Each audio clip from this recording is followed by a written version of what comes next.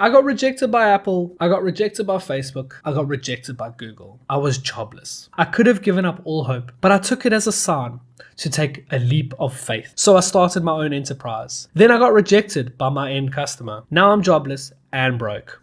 Moral of the story is keep yourself hydrated.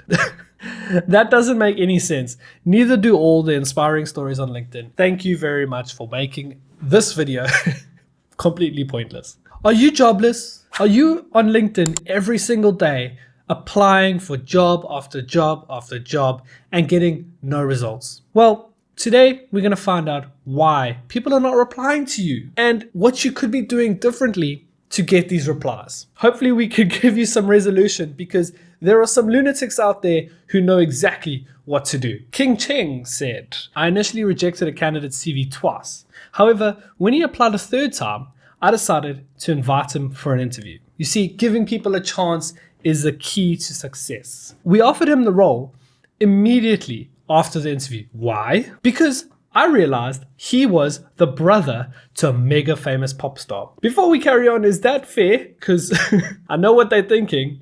Maybe we can get some free brand deals. Now, a year later, he's terrible at his job and costing the business a lot with his mistakes.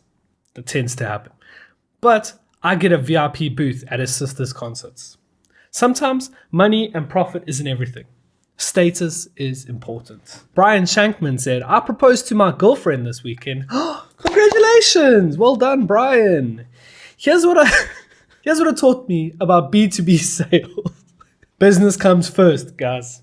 Even though you proposed, business comes first. And you know what? I don't even know if that is Brian. Nobody will remember your salary, how busy you were, or how many hours you worked. But what they will remember is when your post was screenshotted and shared on r/LinkedIn Lunatics. So keep the grind up. It's time to lock in and let's see what else we can find. This is boring, but makes me more than $400,000 a month at 90% margins. Copywriting. Guys, no one has ever made that amount of money with copywriting. Let me just put this out there. But anyway, it's helped me to generate over $25 million in sales across my business journey. I disagree. But not many people know how to use it to its full advantage. I don't think anyone, if this is what you're proving. That's why I put together a 43-minute masterclass and you have to pay for it. Thank you, Sam, for pointing out the obvious. Why are you selling a masterclass if you make 400K a month? Damn. Nobody making 400K a month needs to do this because if you're making 400K a month, you're well set. You don't need to sell a course. No one cares about you that much. That's not what I meant. Stories on LinkedIn be like, yesterday we had a Zoom meeting and Sanjay was reluctant to turn on his camera. I insisted that he did. And we saw that he was presenting from a bed in the ICU where his mother lay dying. Oh no. He apologized profusely for the inconvenience. I said, don't apologize for being human, Sanjay. And I didn't fire him. I just cut his salary. Show compassion to your employee. It's the right thing to do. Everyone has their own battles, but you should not be in charge of paying the salary for someone who has to go through those battles. Blake Thompson, I just turned 30 and I'm worth 19 million. Damn, that would be nice. I'm 30. I'm worth $19. Here's how I got there. Not to brag. I think he's going to brag. But to hopefully inspire you to get there too. It's too late. I'm already older than 30. But thank you, Blake. I woke up at 4 a.m. every morning for 6 years straight. Waking up early doesn't guarantee money. But let's see where he goes with this. Started a recruitment agency. Right there, if you wanted to become a doctor, if you've been studying for 10 years to become a doctor, and you've just got your PhD, forget all that. Create a recruitment agency. Took 2 cold showers per day. Okay. What's that got to do with the recruitment agency? Invested in Bitcoin at $59,000. That's nice. That's obviously doubled his money. Engage with all walks of life. You never know what you'll learn.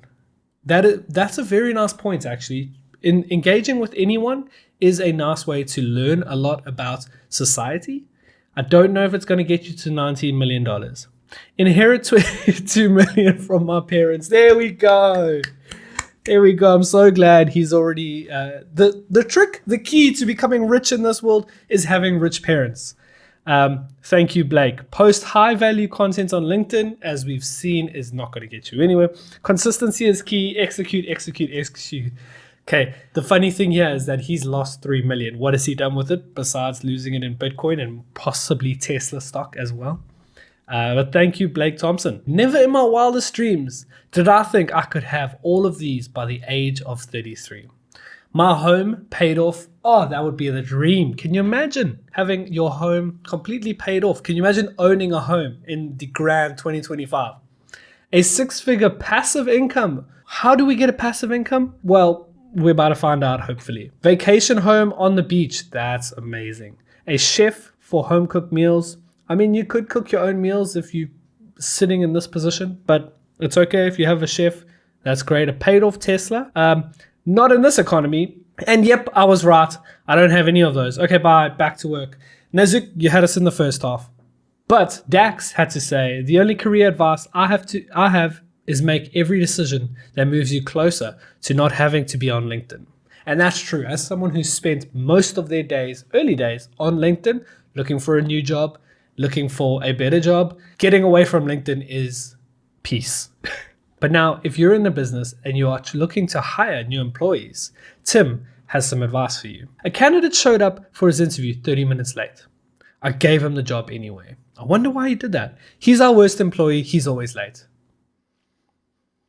Well, Ken strikes again. We're back with Ken Cheng. He says, I think about Luigi Mangione a lot.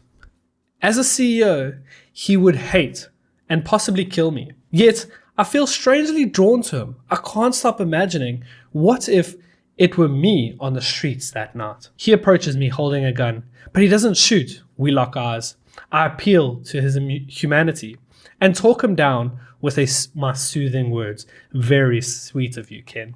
Also, happy to notice that Ken is open to work as a CEO. I tell him the only antidote to pain is love, and that he deserves love too. We all deserve some love. He drops the gun. We embrace and kiss.